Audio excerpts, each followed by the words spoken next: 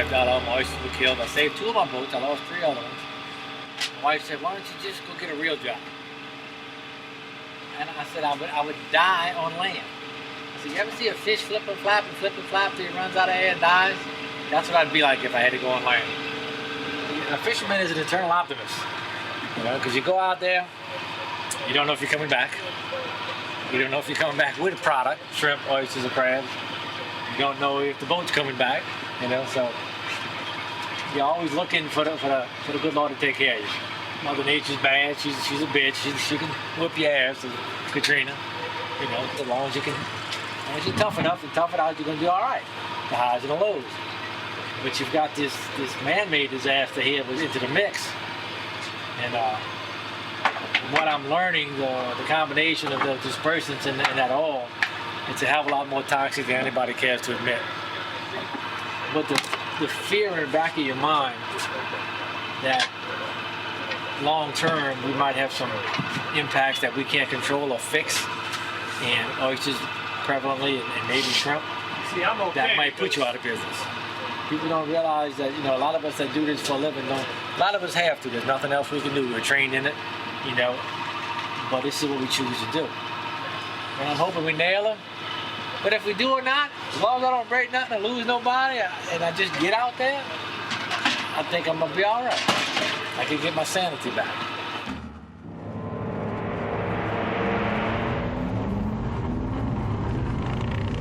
11 workers are still missing and feared dead, while the rig that exploded on Tuesday has now sunk, threatening a major oil spill off the Louisiana coast. The time for preparation is running out. Forecast changes to the wind mean the slick is expected to hit land by the weekend. 11 workers were killed. Those families will never be the same. The Coast Guard is focused on containing and cleaning up the huge oil spill from the accident. Nearly 200 million gallons of toxic crude oil were spilled into some of the richest, most diverse waters anywhere in the world. We could find no evidence that you paid any attention to the tremendous risks BP was taking. Do you have any sort of technical expert who helps you with these things who might have been there? With respect, sir, we drill hundreds of wells a year all around the world. Yeah, no, that's what's scaring me right now. There was very much a damn the torpedoes, full speed ahead attitude on that rig. Much worse than it first thought, possibly pumping 5,000 barrels of oil a day. You're getting ahead of yourself a little when you try to speculate and say, this is catastrophic. It's premature to say this is catastrophic. Into the Louisiana coastal waters. Already found animals dipped in the muck. Sperm whales from plankton. BP has taken full responsibility. When BP could see the oil pouring out at the bottom of the ocean, but publicly seemed to be downplaying the hard reality. Move that might save BP millions of dollars, because any federal fines would be based on $1,000 a day per barrel. I hear comments sometimes that large oil companies are greedy companies who don't care. That a cozy relationship between oil and gas companies and the agencies that regulate them has long been a source of concern. Almost all those people who did work on the Exxon Valdez are now dead. I've had to suffer for 21 years. They say have respirators, they say have all kinds of things. BP actually told officials, if you bring the respirator, you're fired. An Exxon report some years ago showed that the core exit is actually 4 times more toxic than the crude oil itself. When we was on the boat, they used to fly the planes with the dispersant. They used to fly the planes right there by our face. But make no mistake, BP is operating at our direction. 2 million gallons of the dispersant known as Corexit into the Gulf. Many lawmakers and advocacy groups say the Obama administration is not being candid about the lethal effects of dispersants. I'm tired of seeing my family worry about me, choking and coughing on spitting up on my own blood. Heavy doses of benzene chemical poisoning, mercury poisoning, cyanide poisoning, arsenic poisoning, methylxylene poisoning. But that is not the case in BP. We care about the small people. Fourth largest company in the world. What does emergency funding mean when you can't get anything? You killed my working class business. And she said, we will take care of you. Hang in there. I won't make it to that final frame, sir. There are some serious problems with the program that lie at my feet. We know it is our responsibility to keep you informed and do everything we can so this never happens again. We will get this done. We will make this right.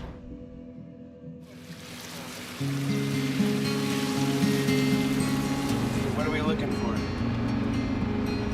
The smile on that boy's face. Because you can see when he dumped that tail, he had that little grin on his face that I didn't even have to look. I know they got shrimp in there.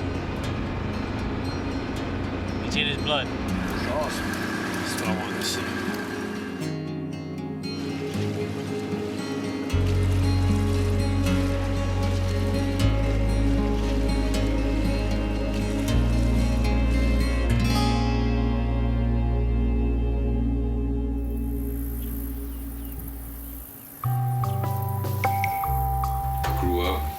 In the Louisiana marshes, fishing, hunting, shrimping, trapping furs, crabbing since I was 3 years old.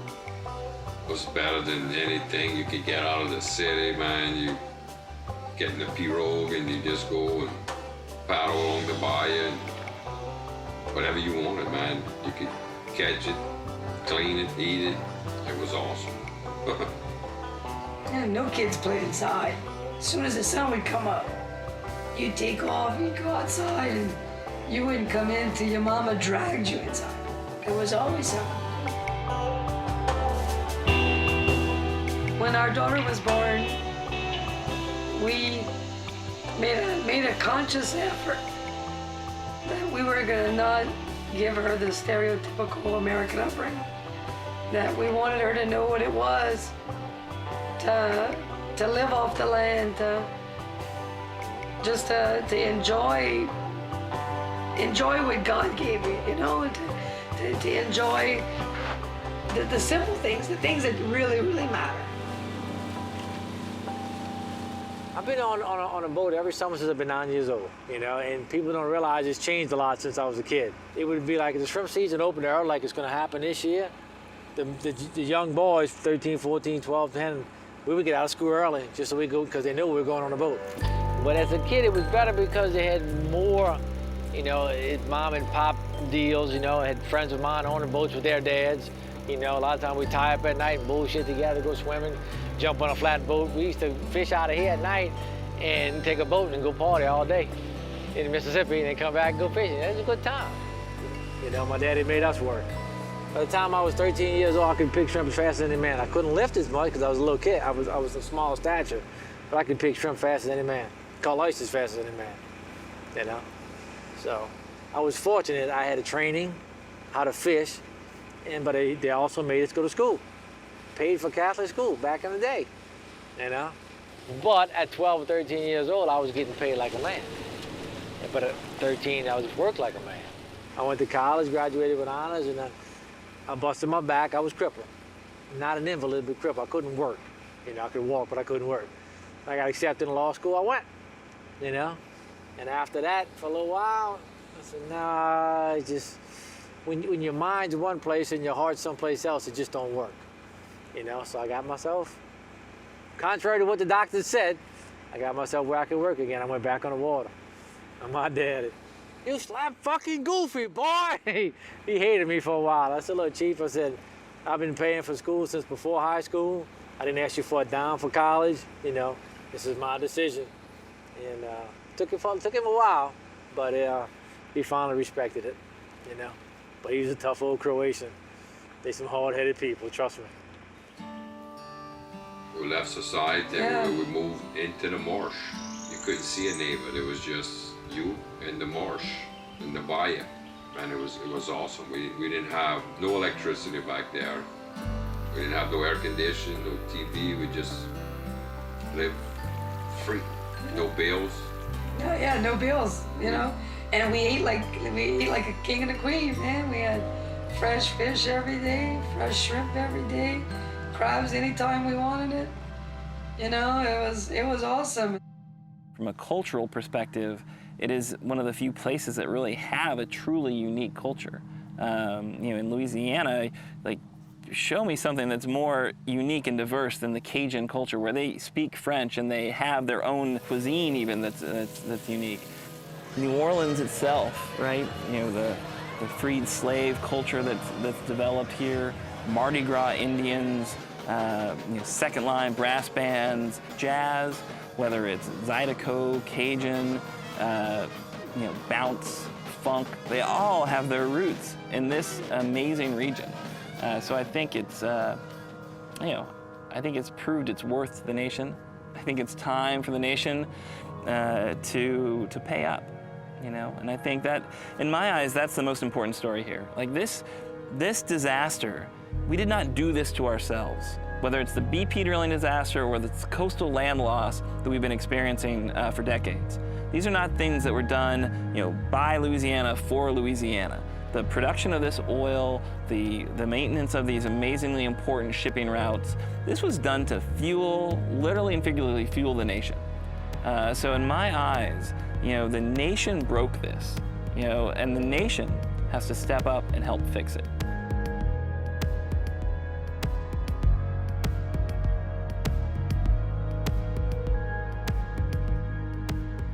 I came over here to go fishing and fell in love with it here. Found a little piece of paradise, set in time, and loved it. I mean, fish, do whatever you want. Get your own oysters, your own shrimp, the whole 9 yards, and I love it.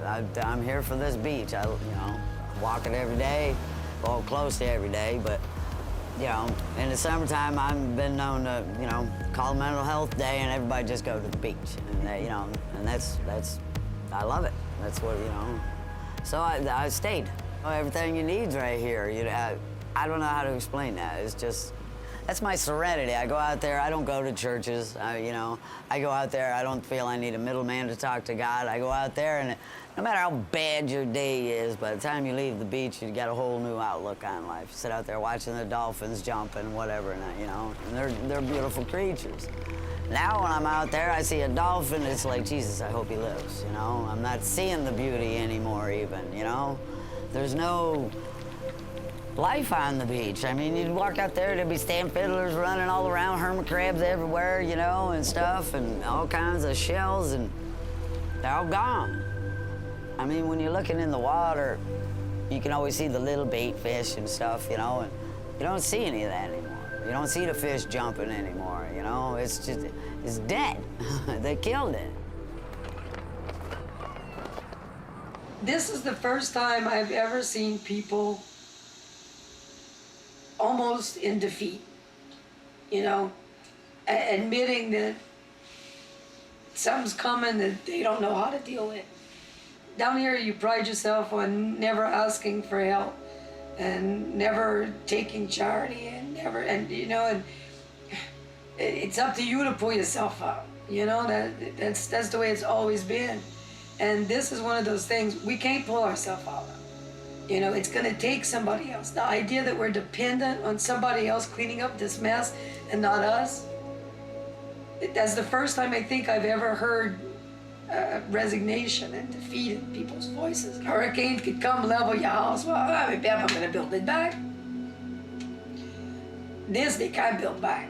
This they can't, there's no control. Our life's over. Our world is over.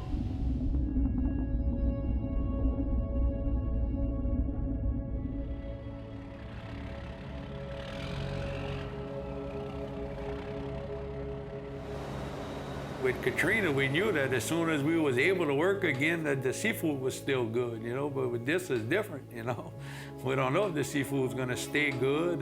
We're hearing reports of dolphins being stillborn. Got a guy called me the other day, told me he was watching a pelican and they had blood coming out the back of the pelican, and all of a sudden the pelican crashed, dived, and died.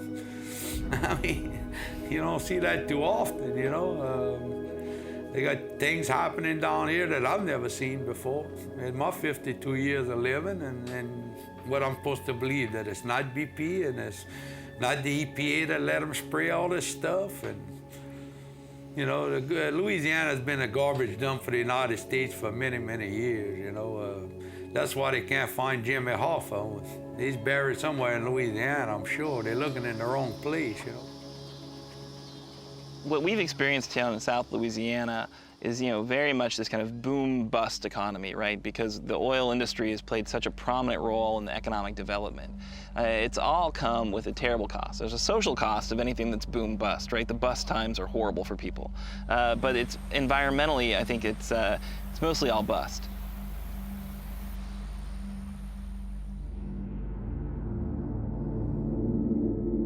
My story starts back in Wisconsin in the late 1960s when I was 13 years old, walking to middle school, and robins were falling out of trees, dying. And even a little kid knows that something is really wrong when birds are tumbling out of trees. So I went to ask my dad why. And instead of making me feel better, my dad cupped my hands together and put a dying robin in them and proceeded to explain about the neurotoxin DDT. Then he gave me Rachel Carson's book, Silent Spring. And I read that book at 14, and I was so taken by the fact that one person could know this much and write a book in such a way that it was compelling, so that even people like my father, who was a paper salesman, no, not a scientist, nothing like that, he could understand it and then act on that information. My father sued the state of Wisconsin over the use of DDT. He prevailed, and the whole rest of the nation followed suit. I mean, he cared. It wasn't about the brown pelicans and the robins only. It was about his children. If this stuff was so bad it was knocking birds out of the air, what on earth could it do to his children? And I really thought that that was kind of the end of the story until March 24th, 1989, the Exxon Valdez, when the fishermen put me in a plane and I flew over Prince William Sound. I was the first one to fly. I was working with Cordova District Fishermen United, and I was their point person on oil issues. And I flew over that wreck, and I saw all this oil in Prince William Sound, our beautiful Prince William Sound, and that's when I realized that oil spills have a long-term impact on the ecosystem. That means they're going to have a long-term impact on the economies that are based on the environment, and I better retire from commercial fishing, dust off my academic training, and bring it to light so that we can change this, so that we don't keep having these big maritime disasters that affect way more than the oil industry. Every year around 4th of July, the crabs usually show up on the Fouchon Beach and Grand Isle Beach. So thick, you can just walk on the beach with a dip net and scoop up ice chests, you know? And this year, couldn't catch enough crabs to eat. That's unheard of, you know? Yeah. All them crabs got killed, man. Shrimp, the fish. I was offshore on the boat watching schools of fish coming through the hull to try to catch some air. Swimming through frickin' layers of hull on the water, trying to breathe air, you know? They all died, I guarantee you.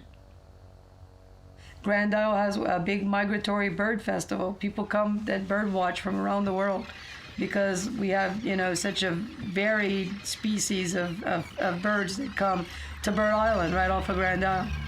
Well, we went to Bird Island a month after the spill, and there was oil a foot thick all over Bird Island, and then the cleanup workers that were working on Bird Island were stepping on the eggs and playing baseball with the eggs. You know, these were people that supposedly were from locals would have never done that. This is people who didn't know any better, who had no training. So if the poor little birds managed to survive the oil spill, they were getting stomped on by the cleanup crews who didn't know any better or didn't care. You know, it's one of the magical pieces about the Gulf of Mexico. It's not very well understood. They're still kind of, I don't know, mysterious. And I think that's important, you know, that is there, this kind of mysterious elements of the deep water of the Gulf of Mexico. This Mississippi Canyon area, it's 50 miles out, but it's 50 miles out and in the middle of the most productive, most important marine ecosystem out there, really. Right now, we know one sperm whale's been found dead. It's very likely that others that will die, we will never find, you know, because these are amazing animals. They swim as deep, they dive as deep as this oil rig. So they've been found diving deeper, even like 7,000 feet below the surface. They're down there, they're hunting giant squid, other stuff that's out there that's not very well known. We've got whale sharks, and it's a plankton eater, and it doesn't swim very deep.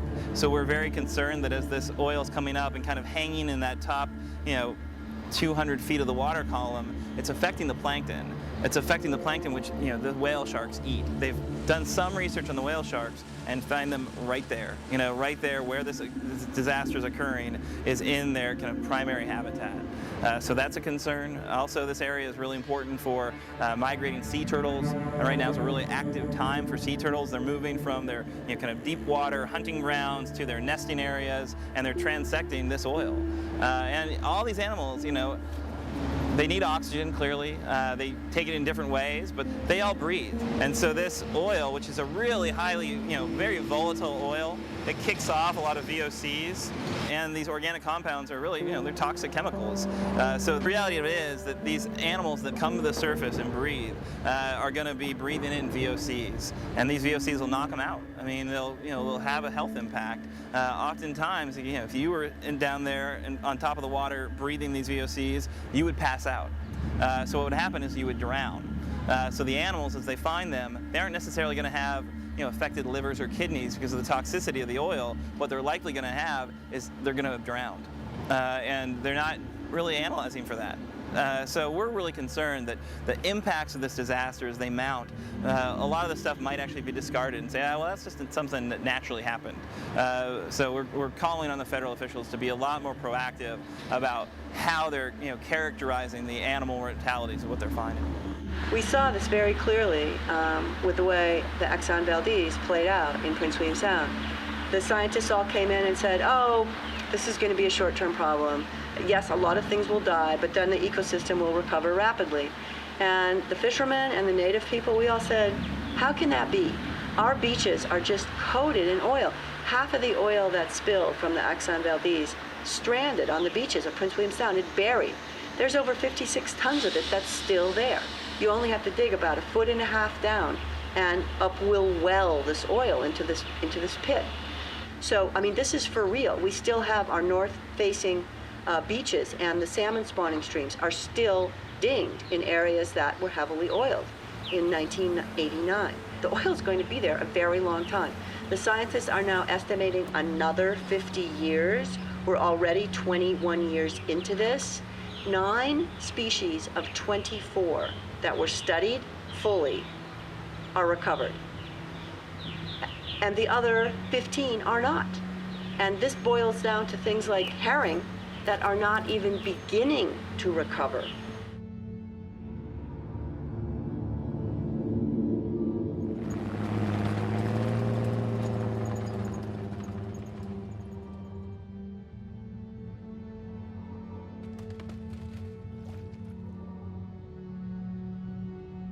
When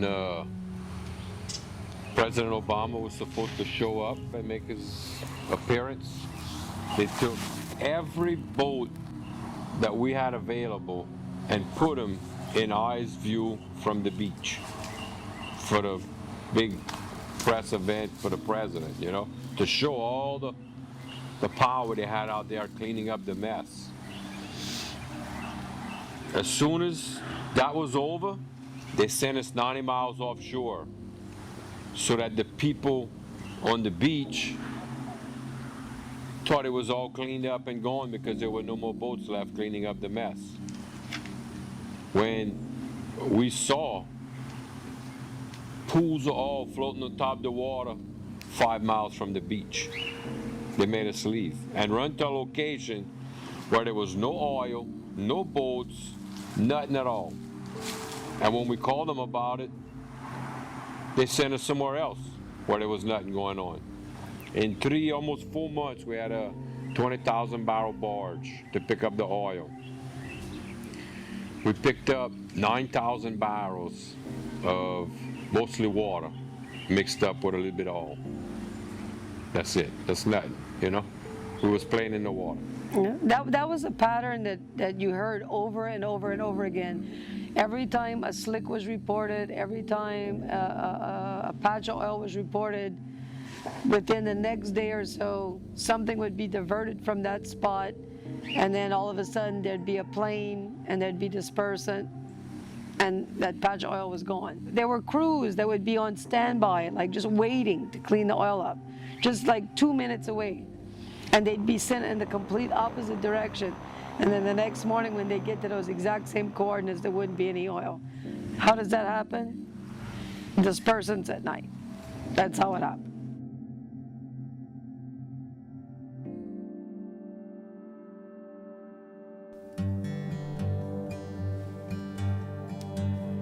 Dispersants are a chemical. It's a manufactured material. The properties of dispersants are somewhat like soap. Basically, in the case of dispersants with crude oil, it changes the physical properties so that the oil, instead of creating a layer of oil on the surface, forms very tiny droplets of oil. It does several things. It creates a lot of surface area for the water around the oil, which helps with dilution and bioactivity to basically consume the oil. And it also allows it to be dispersed over a larger volume of water. So it immediately begins to address some of the negative aspects of crude oil, particularly the physical aspects that if a bird landed on oil on the surface, it would get oil. If a bird landed on the Gulf of Mexico, where oil had been fully dispersed, that bird would not be oil. The problem is that once you move the oil into the water column, the oil might be consumed, and so it's more of a toxicity issue.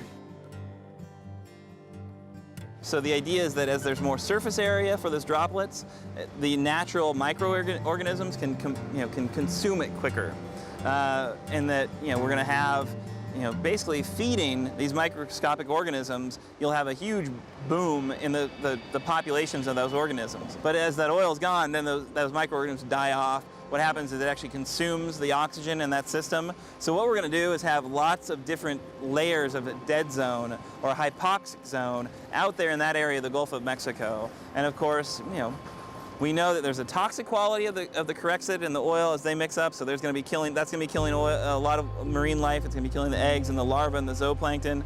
But then that hypoxic zone also has a huge impact as well. So things that float into a hypoxic zone will likely die. And so the fish that can swim will be able to get away from it. But the overall impact is we've got a very compromised ecology here. And so this area that was so important, and is so important in the nation, it's been been able to be about a third of all the wild-caught seafood in the United States of America comes from this area and comes from the marshes of Louisiana. And what we know now is that we are absolutely compromising the ability of the Gulf of Mexico to provide that seafood and provide that marine life that really has benefited the nation.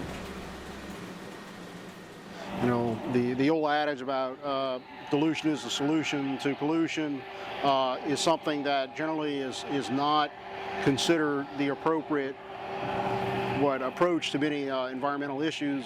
However, in the case of oil spill technology, unfortunately, it still relies on that. It's old technology. There's really been very little improvement in terms of oil spill cleanup for the last 3 or 4 decades. You can look at documentation from Valdez spill and look at the pictures of what they were doing, and it's essentially the exact same equipment you now see being used in the Gulf of Mexico for this spill in 2010, 30 years later.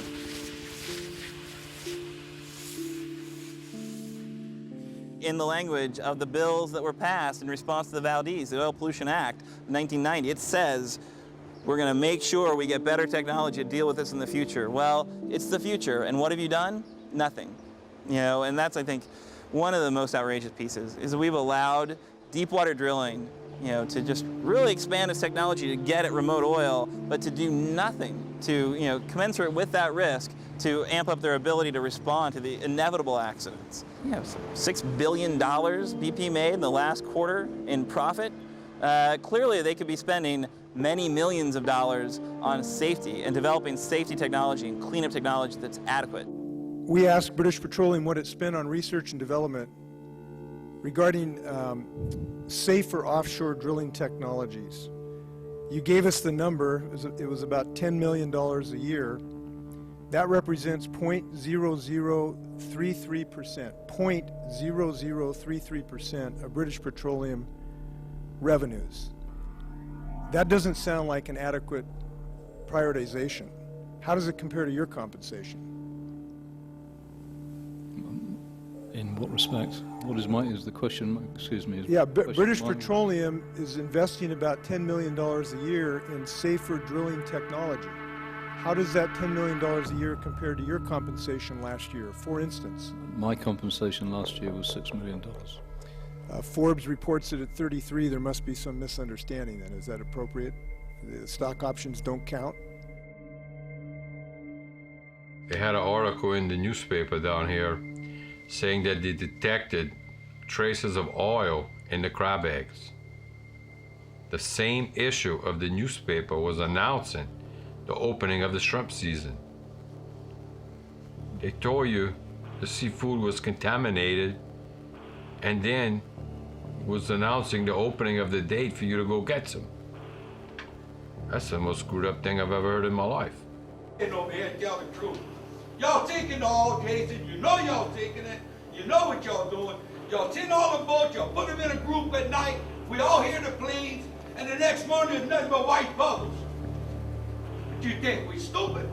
We not stupid. Y'all putting the all on the bottom of our fishing rod. Y'all not only messing me up now, y'all messing me up for the rest of my life. I ain't gonna live long enough to buy no more shrimp.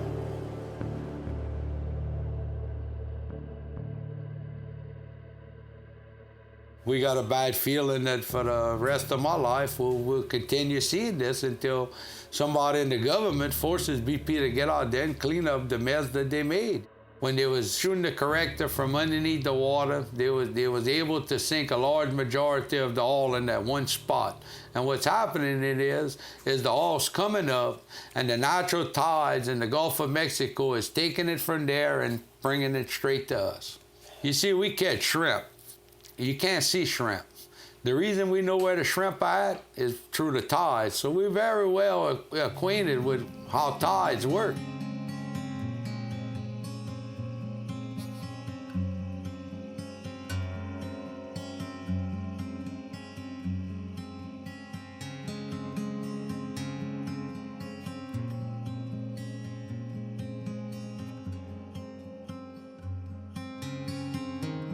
Nobody's ever experimented with that much correction and shot at the bottom levels and the top levels at the same time with that kind of oil. So it's a gamble, okay? And it's a gamble that's gonna pay off for them because they're gonna be fined less like we talked about. And what enraged people was seeing the miles and miles and miles of the brown shit floating around. And if you disperse it, you don't see it, you know? And as they dispersed more and more and more, the less people saw it, the more people forgot about it. I'd rather see the brown chick because you can pick it up more readily. You know where it's at. You know what you're facing. You know, here you don't know. You don't know how far it dispersed. You don't know if it got way up in here to our oyster reefs, and that's why we're not procreating. We're not having a spat catch anymore. You know, they said they never used it around here, and I had people telling me that they said all slicks, they report all slicks out here. And the next day there was nothing but a sheen. Oh, don't leave that quick. The microbes don't eat it that quick, trust me. What really bothered me was that NOAA and the Coast Guard was, you know, bragging about it and how good it's gonna be. It's the best thing in the world. I said, y'all people are nuts. You know, it's been banned in Europe 3 years ago, and it's good for us. It's good because BP owned the stock in the correction place. That's why it was good. They're selling their own stuff. Right now you got more baby bottlenose dolphins dying. You used to have 2 or 3 a month. Now you got 30 or 40. In the same area that they said wasn't impacted. You figure it out, you know. But, you know, but once again, there's a lot of biologists I respect saying that, you know, for the long term, that the breaking it up gives the microbes a chance to eat it quicker and eat it up. So what do? You know, I mean, I don't study this stuff. I don't understand it. And I've got seen on the flip side of that, you know, biologists telling me that the bioaccumulation, this shit's gonna screw you up even more down the line than it is now. Can we financially just afford to wait? No. Can you just stop your job and quit working for 2 years and hope, you know? And then they tell you, well, we train you to do other jobs, you know, and they put money into retraining. Nobody went. Nobody wants to, they're retraining people to run electric wires, not electric wires, TV wires, you know, cables. Come on, ain't a fisherman gonna do that, you know? Not scared to work, but we don't want to work in that kind of stuff.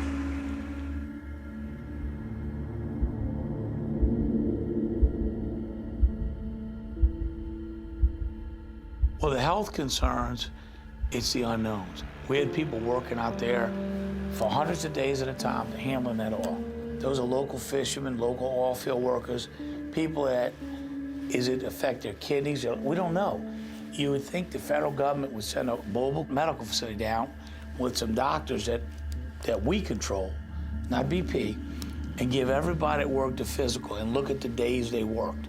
And maybe this guy worked 200 days and he's got enzymes in his liver. This guy worked 10 days, he really don't have it. But most of the people that work 200 days seem to have some elevated things in there. So it seems like they should want to know and get to the bottom of it. But just like from the beginning, where Coast Guarders run interference for BP, maybe the federal government don't want to know. I can't imagine them not wanting to know the long-term effects. I would sit on my floor and cry every day because I didn't want my husband or my son out there in that, because I knew, I just knew that it was wrong. There was, they were being exposed to all these chemicals and everything. And then just today when my son was talking about, working on the cleanup with his bare hands and stuff, and I didn't know any of that. And I'm scared to death for it. I'm scared to death for all those people. We worked out there for 3, almost 4 months with a barge, and we was breaking lines every day. We went through like 300 feet of rope every week or worse, and you got a barge in a close quarter situation with 100 boats around you, and you break a line, you ain't got time to put on a freaking Tyvek suit and gloves and blah, blah, blah. You gotta run out there, and the freaking hull on the deck was like 1 inch, 2 inches thick on all the ropes and the bits, and you literally swimming in that stuff. We had all on top of the wheelhouse of the boat. We was tied up to the barge, and when the waves would come between the boat and the barge, the hull in the water would shoot up like a geyser between the boat and the barge, and you got freaking all over yourself. It's hot, it's miserable, your freaking eyes are burning. I came down with like the flu. Got sick. I was like 3-4 days I couldn't even get out of bed. Oh, Crozade broke down with the flu, It wasn't the flu. I'm not somebody who rarely ever gets sick, in the winter. It's not in the summer, just from being out in them fumes, and your respiratory system was overtaken from being in that mess, They didn't give us no protective gear, BP and them. They just hired a boat and sent us out there,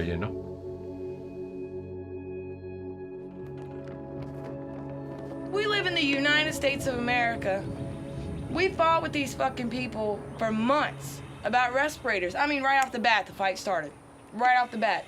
Well, in OSHA law, there's a right to wear voluntary respirator wear. But because BP was the one that held the contracts, our fishermen wasn't allowed to even bring their own respirators to wear them, because BP said that, no, if you wear a respirator, then we will relieve you of your duties. There was a gray haze from the top of the trees to the ground on land. It was an aerosol. The shit was stuck to the outside of our vehicles. This stuff was everywhere. We had guys out here on the boats, their wives calling me, crying, telling me how they're getting sick on the boats to where they was burning the oil. People who were on the rigs calling me, begging me to push the issue. So I pushed the issue. I went and had a 2-hour meeting at the Homeland Incident Command Post, which was the command post for the entire region of Louisiana, with a dude from OSHA, a BP safety officer, Rusty Thibodeau, and a safety officer from the Coast Guard. And I mean, for 2 hours, I sat there and hashed it out with these three about putting respirators on anybody and everybody out here that was cleaning up oil. Oh, well, they need to fill out a medical questionnaire. I'm like, where's paperwork? Oh, well, they need a medical evaluation. Well, then let's, bring doctors in and give them all physicals. No big deal. We can bring this fleet in on this day, this fleet in on this day, and make sure they're okay to wear respirators. And why do they need this? Well, to make sure they're safe, to make sure that they are a viable wear. If they had COPD, emphysema, asthma, or enlarged heart, wearing a respirator could cause more medical issues, immediate medical issues, than not wearing one. So I said, well, logic tells me if they have COPD, emphysema, asthma, and enlarged heart, then they shouldn't be out there to begin with. Well, they didn't like that. Why would our government sit back and say, okay, well, would they have like 40,000 people that they say that they hired for this cleanup operation, cover-up operation, we call it? How are you just gonna sit back and say, well, OSHA law says right to wear voluntary respirator wear, but BP's the boss, so they can't wear it.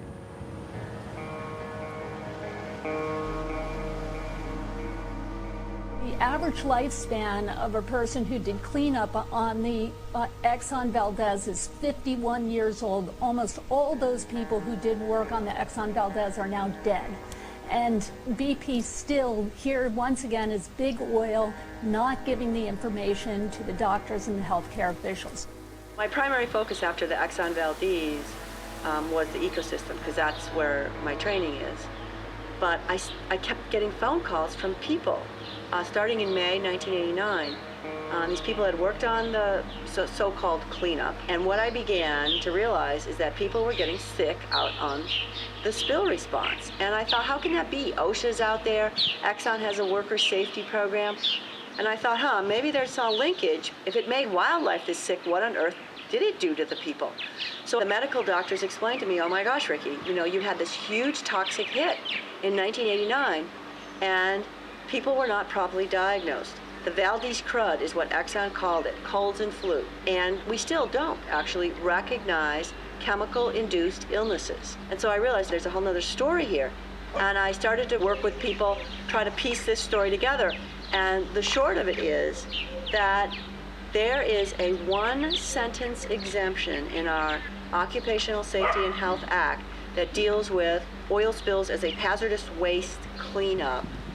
And in hazardous waste cleanups, the spiller is charged with reporting any and all illnesses except, here's the one-sentence exemption, colds and flu. Because we don't want to sort of contaminate the data set if people are really getting sick from chemical exposure with a simple cold or flu.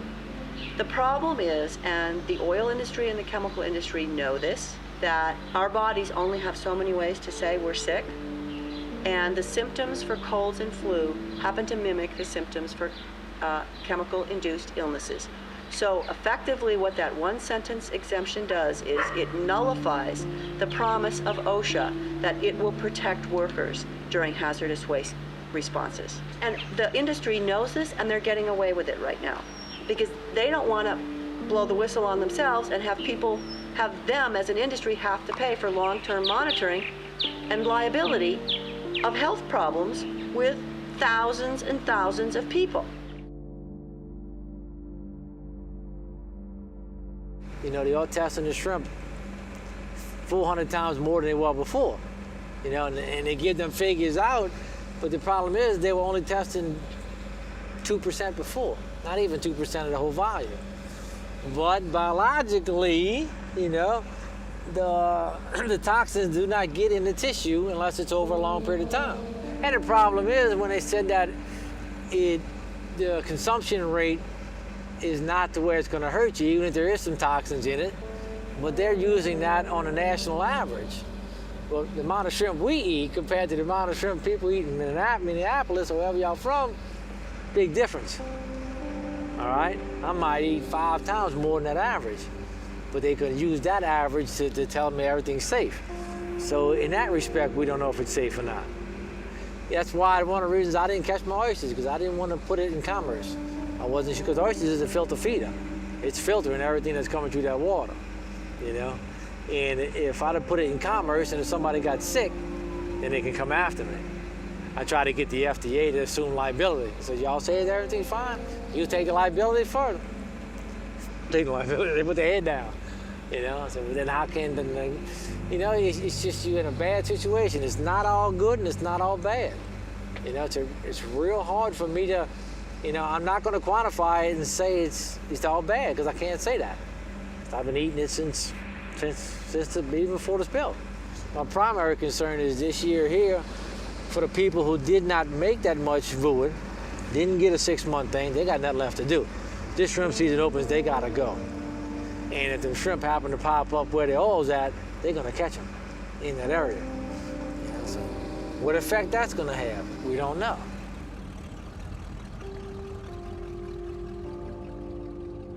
It's a tough thing. What I do, I eat it every day. I figure if that way maybe I could get lucky and die and don't have to worry about this no more, you know? If anybody gonna get sick, I'd rather it be me first than, you know, making a bunch of other people sick. The oil don't bother me, is the chemicals that the government allow them to spray kind of bothers me a little bit. And you know, like I said, I've continually eaten. It's all I've eaten all my life. I'm not gonna change my, you know, I'd pretty much rather be dead if I can't eat seafood. You know, if I had to just eat meat, or I'd just rather not live, you know. That's what I'm used to eating, and if it gets me sick, then I'm gonna stop. You know, I don't wanna make nobody else sick, but I'm not gonna stop.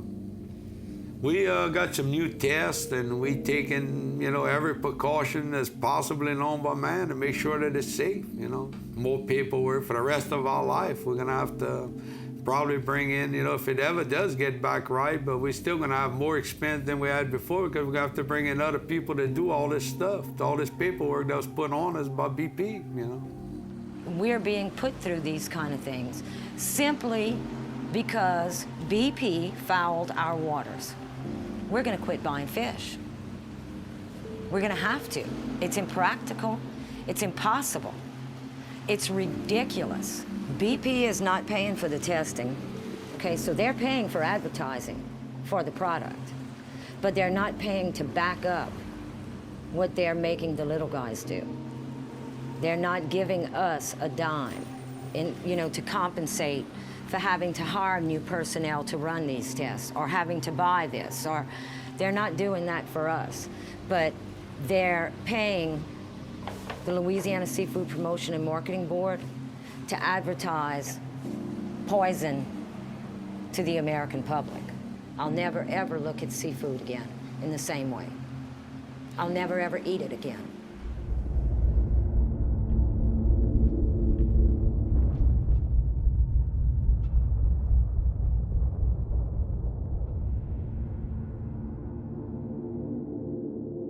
Could have took the last 5 Nobel Prize winners and give them one job, is to run Dean Blanchard out of business, and they couldn't have did a better job than BP as far as timing and exactly what happened.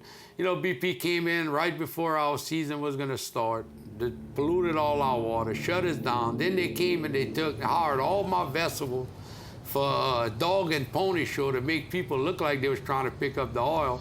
But when the vessels tried to pick up the oil, they was told not to pick it up and to go somewhere else and hide. And when the fishermen started complaining about not being allowed to pick up the oil, they fired them and brought in a bunch of contract workers from Texas down here. So another part of my business is I sell ice to the fishermen. I make 130 tons of ice a day. So BP took my fishermen, so I couldn't sell them no ice.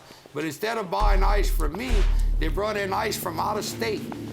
And then I sell fuel to the fishermen. So instead of buying fuel from me, they took my fishermen and made them go buy fuel from a barge from Texas that they put out there in the Gulf that wasn't paying no taxes to the state of Louisiana, didn't have no license to operate over here. And then another part of my business is selling to the tourists. Then the BP came in and rent all the houses that the tourists stay in, so the tourists couldn't come, so they put me out of that part of business.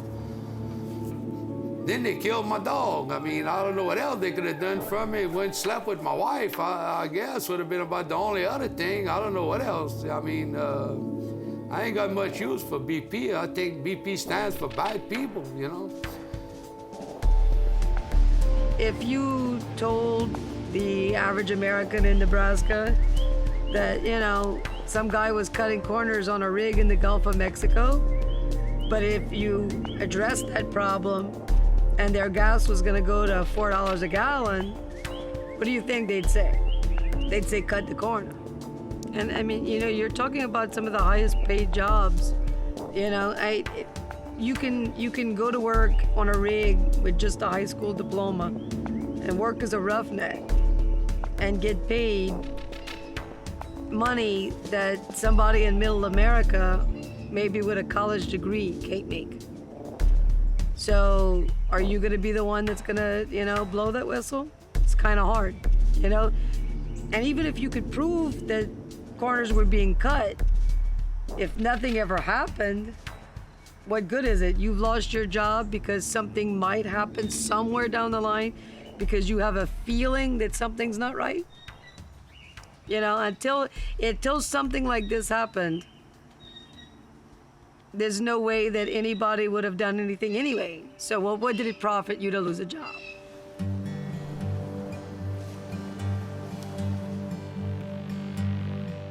There was lessons to be learned from the Exxon Valdez by industry, by government, and by the people. And unfortunately, I think that the industry learned the most lessons. And what the industry as a whole learned was that we have got to control the images, and we've got to minimize the appearance of damages, because that will limit our liability in the end.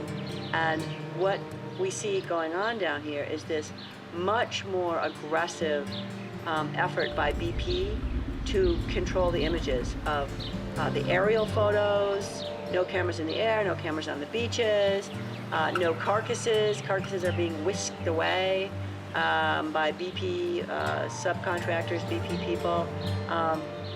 This is all evidence of harm that our federal government and the states in the Gulf region need to prove that this really happened. I mean, we're going to wind up with no public damages because where are they? Where's the evidence? They didn't want to know, they didn't want you to know how much was really leaking. And anything that quantified that barge, you could have measured how much is in it, how much is coming up, and you could have said from day one that's this much, because it was 100 times greater than what anybody projected. As soon as BP can sweep this under the rug and make everything believe that they've made it right, as soon as they can do that, then their liability is over. Public perception is everything. And if people believe that the oil is gone, the tar is gone, and the seafood is safe to eat, then BP's liability is over. It's done. We've made it right. Don't you see? And it didn't even cost $20 billion.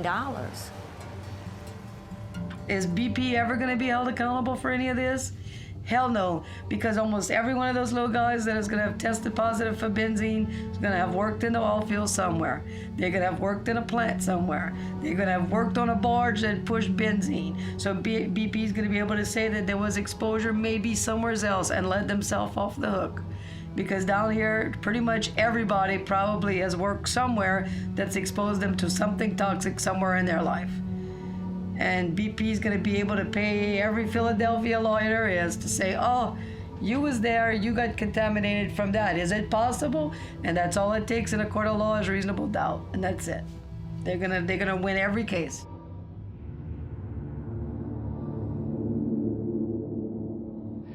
In addition to the criticism of the Obama administration's counting of the barrels of oil, what were the main findings in this preliminary report?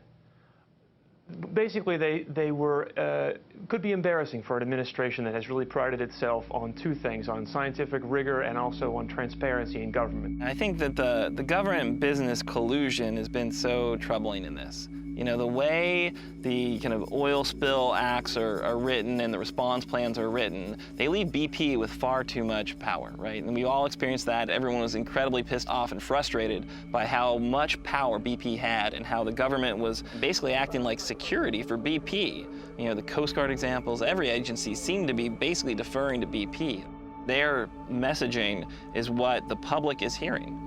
You know, it's like, oh, gas prices are high right now. That must be because the oil companies are telling us they can't get their permits to drill offshore.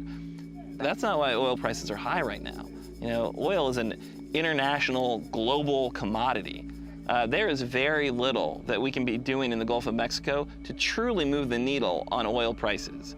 So the public has this very simplified view of how things happen and why you pay what at the pump. And that is being fostered by misinformation from political leadership.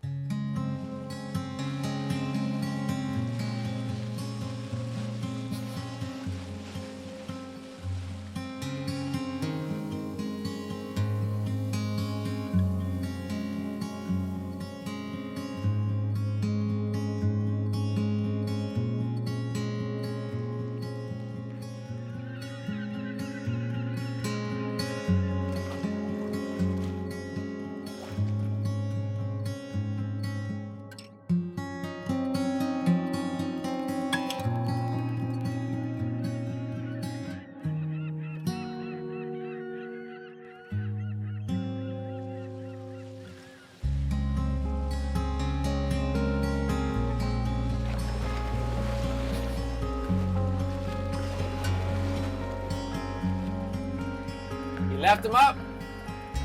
Did he leave? That's not a good sign. There's another boat that tried some of this area earlier this morning, and he's leaving already.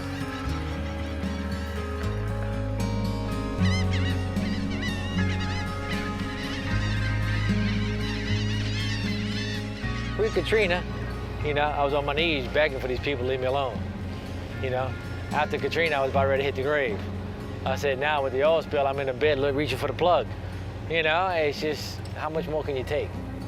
The failure of the government to force BP to use the proper equipment, that encroaches upon negligent homicide.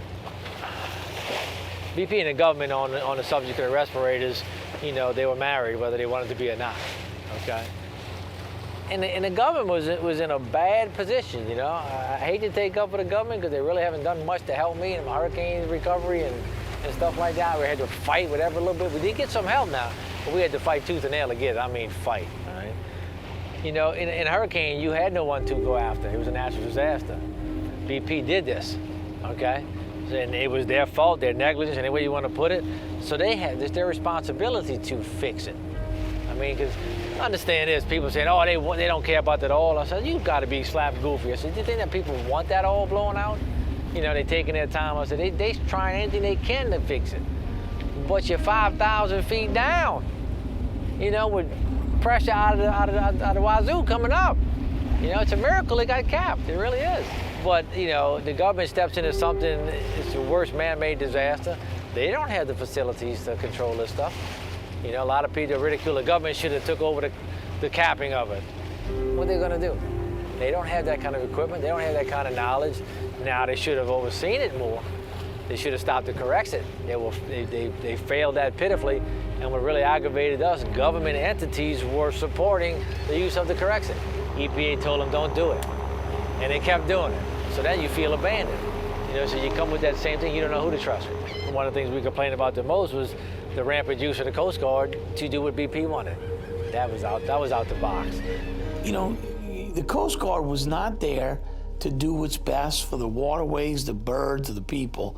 They were there to cover BP's butt. Why? Hopefully one day we'll figure it out. You look at from the first time we were headed out the canal and the Coast Guard said, hey, this road, this waterway is closed. BP has it closed. And I believe the governor told him, wait a minute, it's a state waterway. Get the hell out the way. BP can't close this waterway.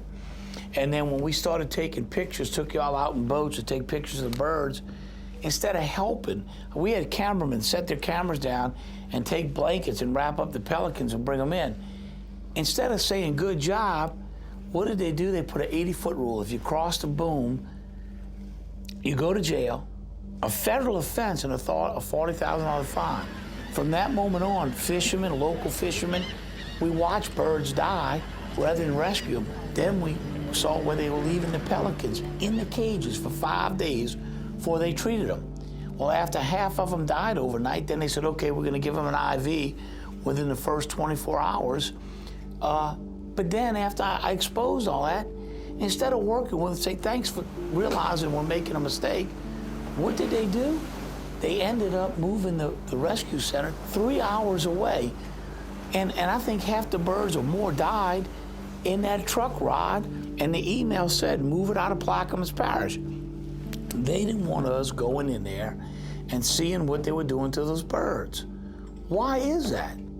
We got the biggest salt port in the United States right here at Fouchon, and I go to the restaurant to eat, and I see the Coast Guard eating with the BP people. I see the environmentalists eating with the BP people, and I mean, you know, it's kind of hard not to see it. You know, there's something wrong. You know, and mineral management was. They was taking bribes from BP, and I never thought that the government could be bought off so easy by a large corporation. You know, I love America. I love the people, but I'm at the point where I hate the government.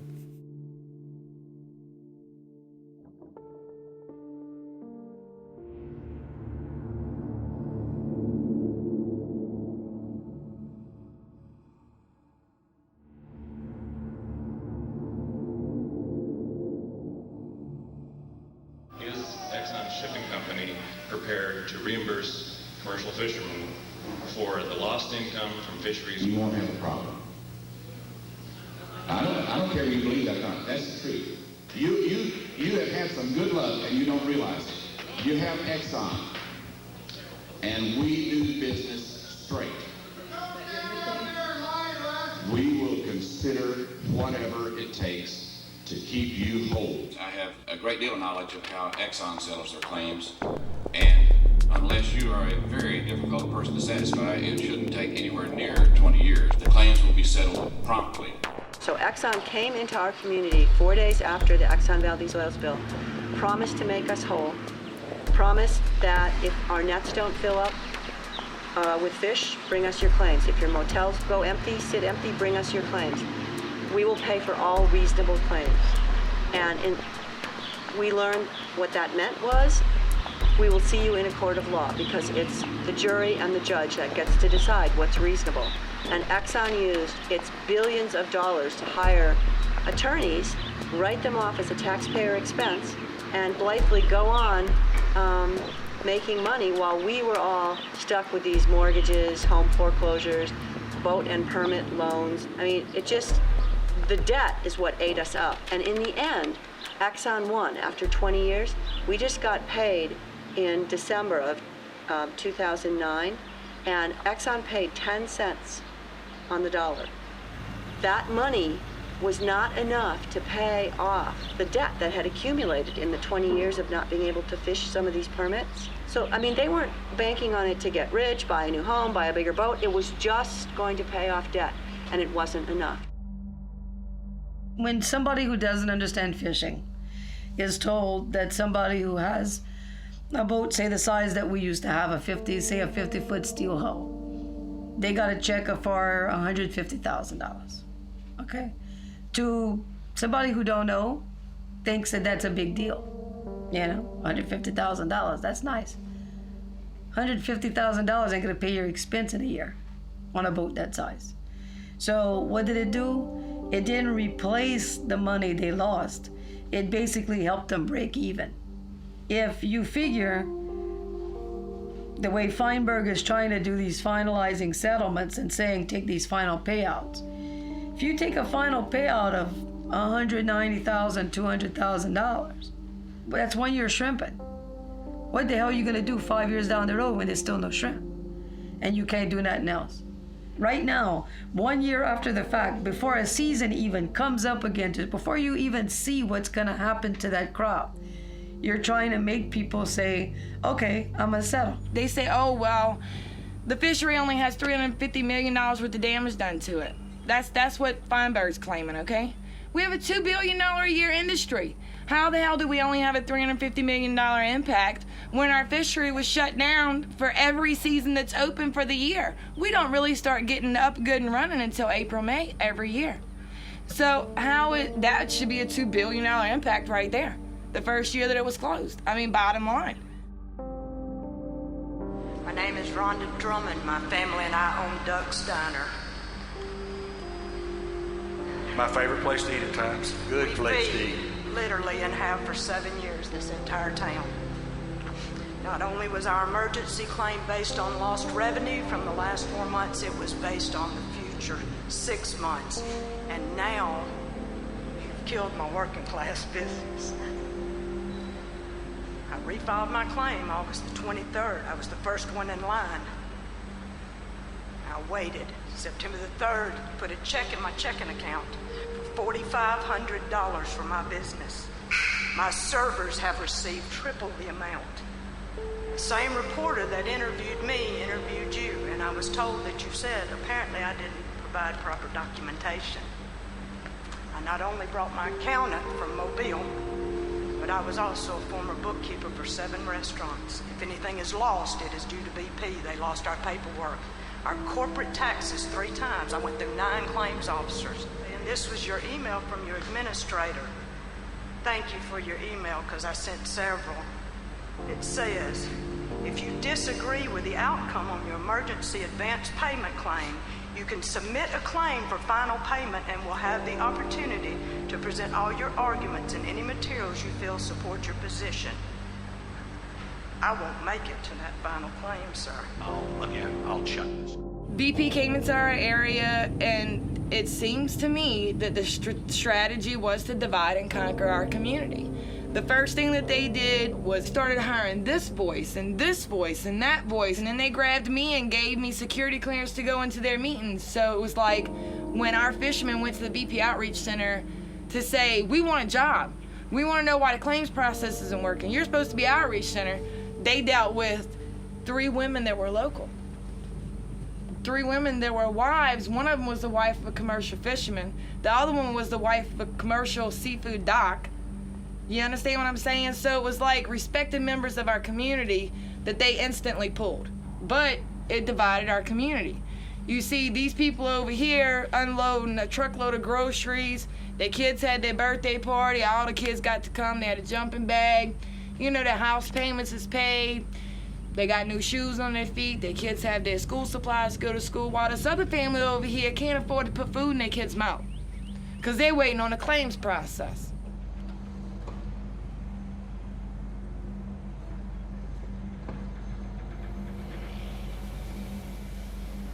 We asked them from the beginning to please come to, the local businesses.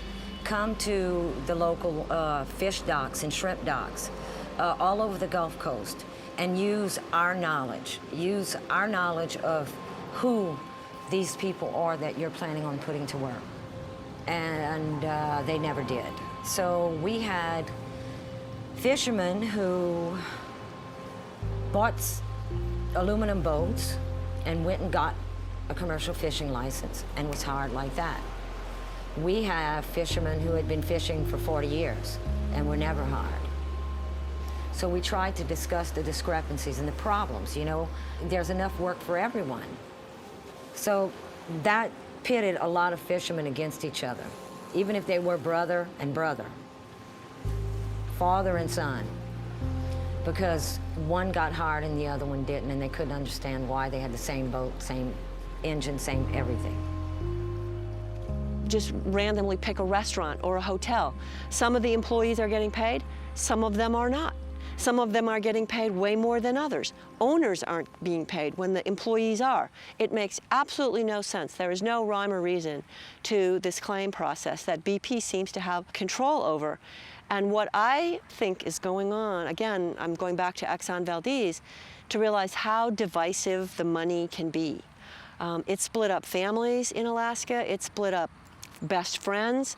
Some people's boats went out and worked the spill response. Some people's boats didn't. Some people got bigger claims than others. It made no sense.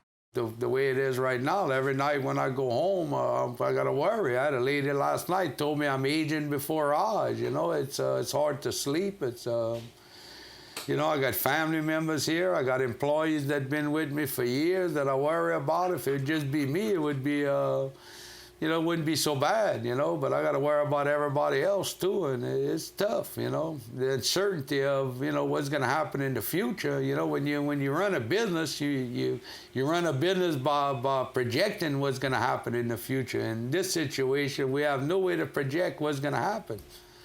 Every projection I come up with is not very good. I mean, I talked to Feinberg in Washington a couple of weeks ago, and he says he's going to make us whole, but they've yet accomplished that feat yet.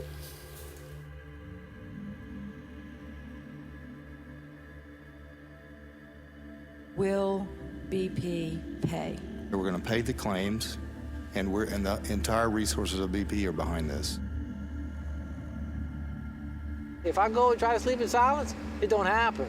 I just start thinking about everything that may or may not be, or what's happening, what I'm getting ready to lose, you know. We're doing a big interview.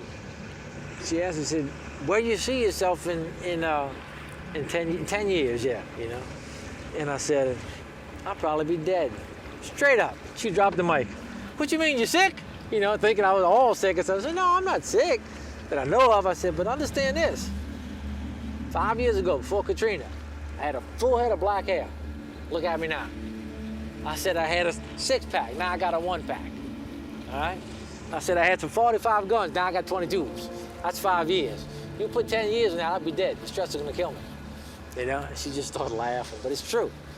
You know, you take some kind of stress. We got stress out here, don't get me wrong, but it's something you grew up with, you manage it, you deal with it. You know, Mother Nature, bad seasons, fucked up prices, stuff like that. But, you know, oil and worrying about whether you're gonna have a product because of oil and stuff like that, that's a stressful situation that just eats and eats and eats, you know? And then you watch people, that friends of yours going out of business, or people are not, you know, just are losing it. You know, I had some people that really were kind of shaky for a while until BP started paying them some money in the VU out, you know, the VU program, but now they starting to slide again because that money's running out, you know? Once that money runs out, the chances to alcoholism goes up, divorce, you know, problems, it's the same, you know, mental health bullshit pops in. So, but no fishermen, you know, very seldom are you going to go to seek mental health. It's just, you know, we'll deal with it on our own.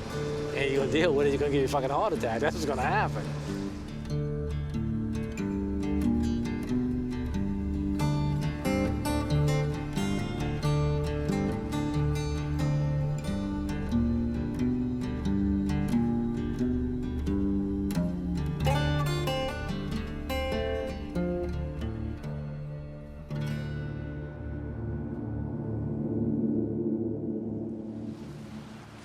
Freedom. That's what it is. It's freedom. You go out there when you know the fish are there, and you go out there when you know the shrimp are there, and you grow up learning this, and it's freedom. If you ask any shrimper, any fisherman, it's all about the freedom of choice, the challenge, because you're constantly challenging yourself to learn new areas, new methods. You know, you can't just be a fisherman. You have to be a mechanic. You have to be an electrician. You have to be a navigator. You have to know how to work with nets. You have to know how to mend your nets, ropes and chains. Commercial fishing is not just about going out there and, ooh, here's shrimp. If your boat breaks down, especially in these times, you need to know how to fix it. You can't afford to call a mechanic. So it's a personal challenge, and it's freedom. It's being out there in the middle of nowhere with no one yelling in your ear, you know, and just the beauty of the choices, you know, that God gave us in our lives to be able to make.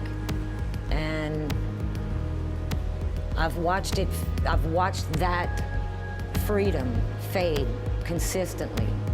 And last year was almost like a nail in the coffin.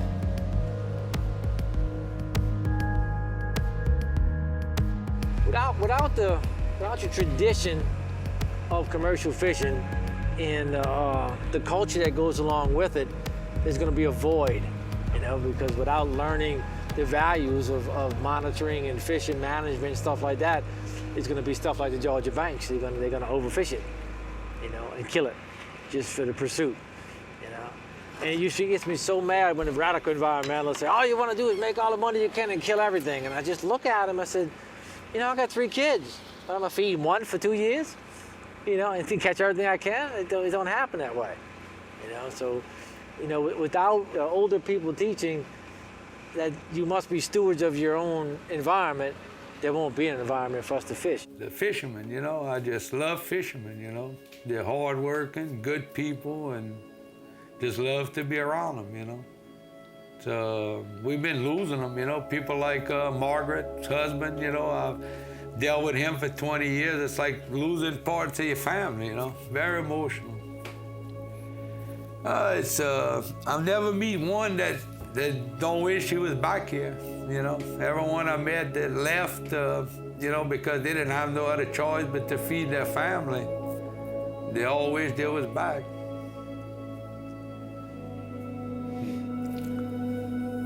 It's, you know, it's, you know, it's like a little piece of you dying all the time. Very emotional. They say fishing is the second oldest profession that survived a lot of things, you know.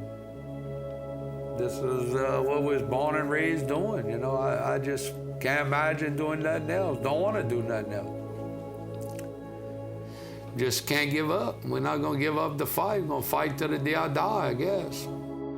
It's a inherited trait and a skill that's passed down from one generation to the other. It's not something you're going to learn in a book, go to school to learn, you know? You got to know when the tides run in a certain way, where to go, where the shrimp collect, when the moon's the right way, where to go, and when the wind blows a certain direction. It was beautiful. You know, I used to work 20, sometimes 24 hours a day. And every time I'd pick up my nets,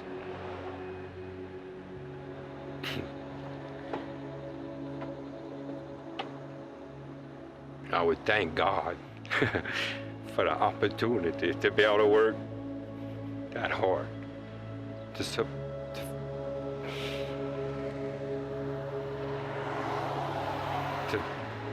take care of my family, you know? That's all it was. Work harder than any job I ever had and be thankful for that opportunity.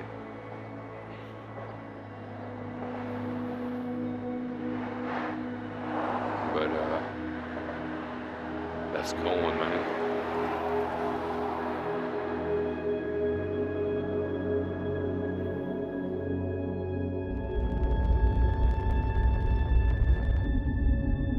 It's not about, we will make you whole. That's impossible through our legal system. All our non-economic damage claims for quality family time with our fishing, our cultural claims with the indigenous people, those were all thrown out as non-economic harm. Couldn't put a price tag on them, they got thrown out of court. So don't believe BP when BP says, we will make you whole. We will pay for all legitimate claims. All Exxon could pay for was immediate short-term losses to fishing and damaged property. That was it. And the losses are going to be similarly limited in this spill because really the laws haven't changed all that much.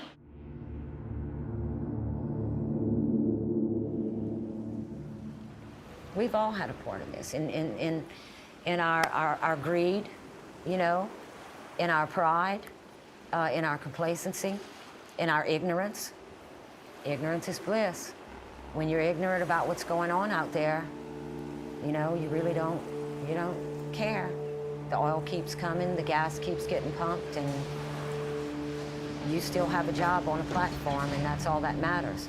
So I blame myself, the American people, and the American government. Until we can get rid of the lobbying in this country and outlaw lobbying, big oil is going to run us because they run our politicians. They fund our politicians. And that's why we're not getting this push. Obama was a recipient of a large amount of big oil money. Look at the Bushes, because we've been asleep.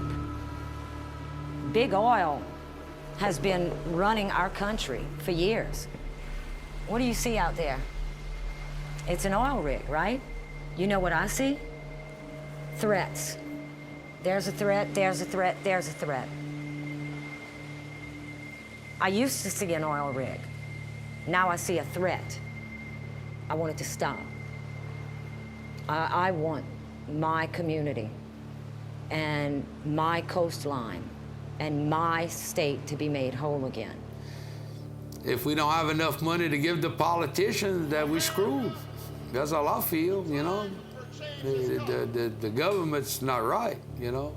People shouldn't have to collect money to run for office. That should be if you qualify, that the government should pay for it. Everybody get the same amount, and nobody would be able to take money. You know, we send people that never had a job to Washington, and they come back multimillionaires. Where did the money come from? Everybody in Congress ought to have to take a lie detector test. You lie detector test 5 a month.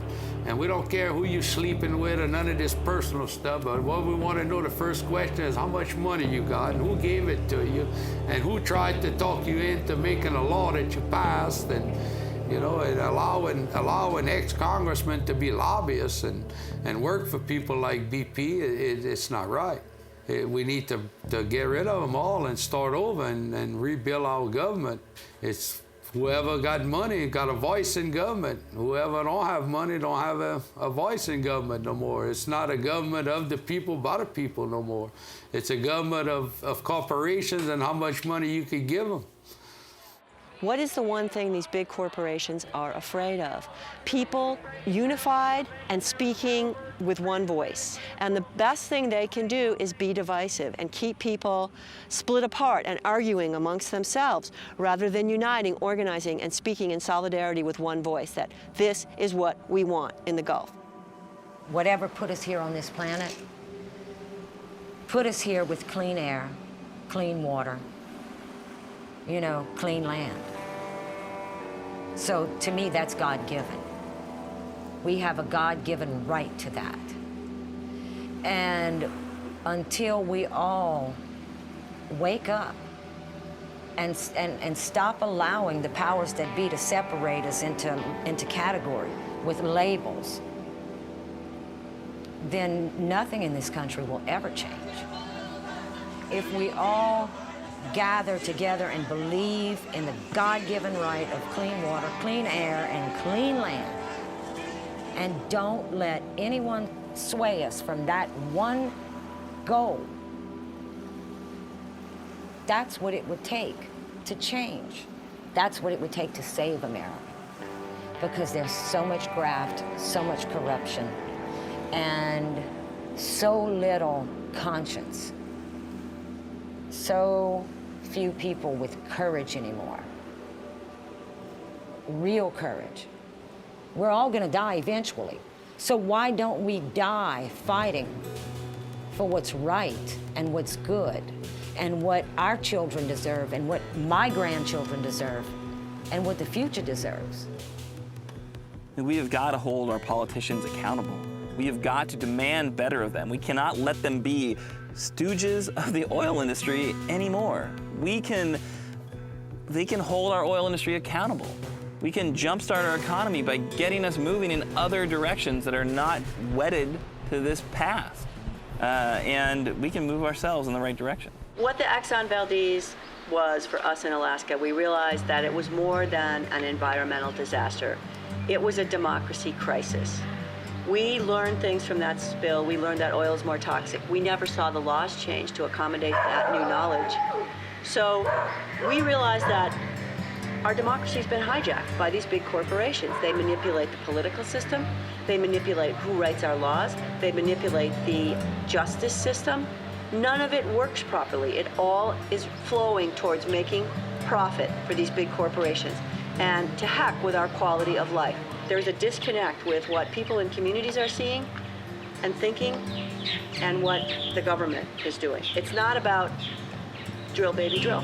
It's about how are we going to survive and how are we going to pass a livable planet on to our children.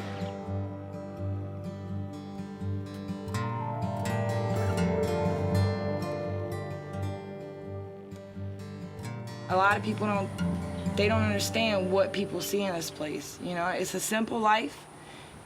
Listen. You don't hear much, do you? A couple birds, traffic way off in the distance. It's nice.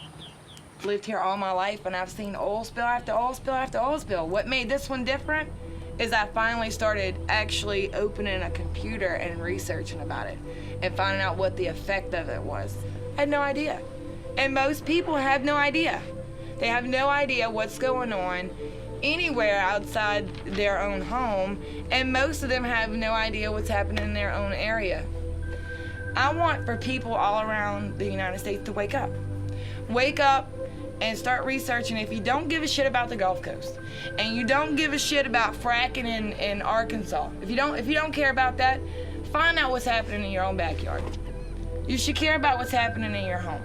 If every person in the United States gave 15 minutes a day to do research on what's happening in their own backyard, in their own area, the chemical assault that is going on in our nation, nobody would be inside. We'd all be in D.C. Don't believe everything you hear from the government or the BP. Unless you see documented proof of results or something about the seafood, about anything else, don't believe it. And try to find the truth, too. Instead of listening to their crap, find the truth, because it's out there. And start listening to the people that are living here, because we're the ones that are in the middle of this. We're here, we see it, we smell it, you know? It's not just contained to the Gulf. This is going to affect the whole world. And if they keep having little accidents out here, well, we're all fucked.